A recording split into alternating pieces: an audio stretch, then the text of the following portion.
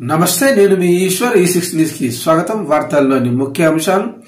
మంచిర్యాల జిల్లా భీమవరం మండలం కేంద్రంలో ముదిరాజ్ మహిళా సంఘం ఏర్పాటు చేసిన సందర్భంగా మంత్రి వివేక్ వెంకటస్వామి మాట్లాడుతూ తెలంగాణ ఖజానాను ఖాళీ చేసిన కేసీఆర్ కుటుంబం దోచుకున్న సొమ్ము కోసం లొల్లి పెట్టుకుంటుందని విమర్శించారు. ఈ సందర్భంగా మహిళలకు జిల్లా కలెక్టర్ కుమార్ దీపక్ తో కలిసి ప్రొసీడింగ్స్ పత్రాలు అందజేశారు. ఈ సందర్భంగా మంత్రి వివేక్ వెంకటస్వామిని శాల్వాతో సత్కరించిన మహిళా సంఘం సభ్యులు.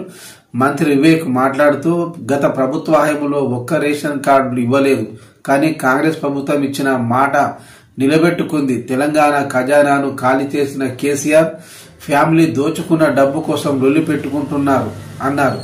కాంగ్రెస్ ప్రభుత్వాన్ని మర్చిపోవద్దు. నిరుపేదల కోసం ఆలోచించే పార్టీ కాంగ్రెస్ పార్టీ. మీకు ఏ సమస్య వచ్చినా ఎల్లప్పుడూ అందుబాటులో ఉంటా. కాకా స్ఫూర్తితో ప్రజాసేవ చేసేందుకు నేను ఉన్న.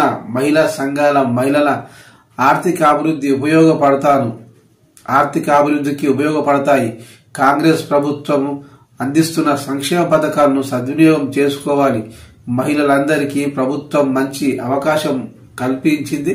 ముదిరాజులకు సబ్సిడీ ద్వారా మత్స్య శాఖ వాహనాలు అందిస్తుంది. వాటిని సద్వినియోగం చేసుకోవాలన్నారు మంత్రి వివేక